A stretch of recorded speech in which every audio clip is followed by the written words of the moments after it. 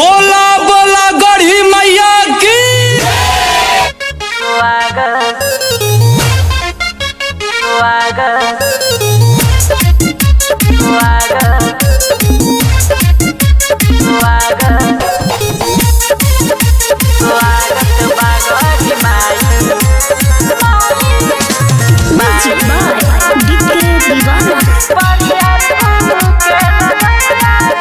स्वागत बागड़ी माई बरियारपुर के नगरिया में।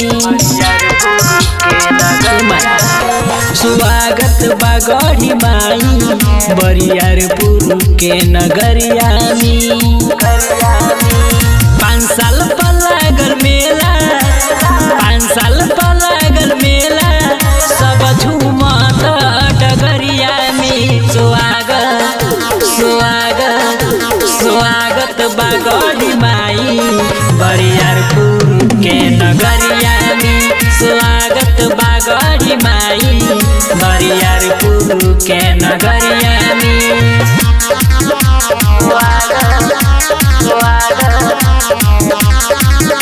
स्वागत बागवानी माई बरियारपुर के नगरिया में। जो हिले राह राउ करिले इंतजार हो दर्शन दे दी माई आई दरबार हो। जल्दी से आई नहीं देर लगाई तोहर चेहरा पानी बसौले तोहर चेहरा पानी बसौले माई अपना नजरिया में। स्वागत स्वागत स्वागत बागड़ी माई बरियारपुर के नगरिया में। स्वागत बागड़ी माई बरियारपुर के नगरिया में।